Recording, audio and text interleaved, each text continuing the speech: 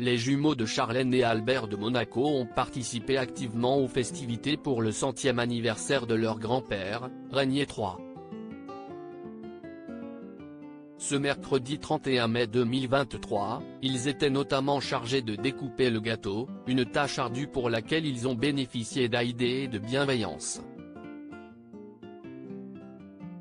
La principauté de Monaco a organisé ce mercredi 31 mai 2023, date anniversaire de la naissance il y a un siècle de Régnier III, père de l'actuel régnant Albert II, une journée de fête en hommage à son prince bâtisseur.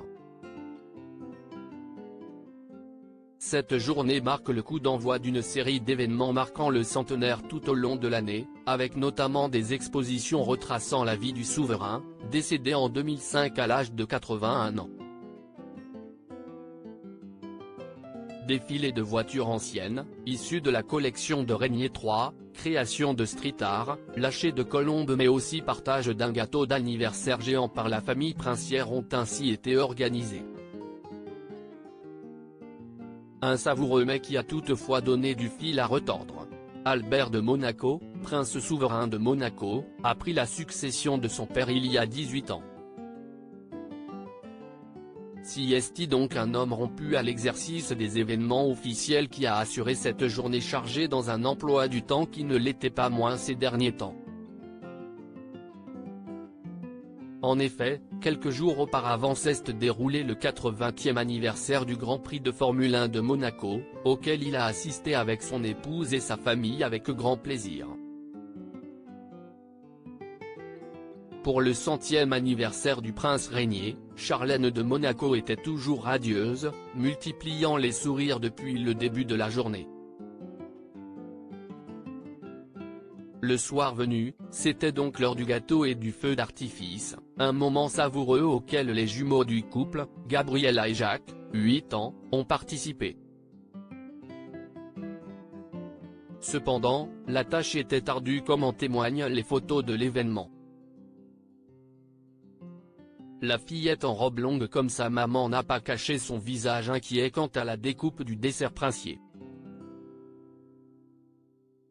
Heureusement, aucune pression pour les deux enfants, aidés notamment par leur tante Stéphanie de Monaco. Cette dernière était entourée de ses 3 enfants Louis, jeune papa, Pauline et Camille, non loin de l'aînée de la fratrie monégasque, toujours bienveillante, Caroline de Monaco.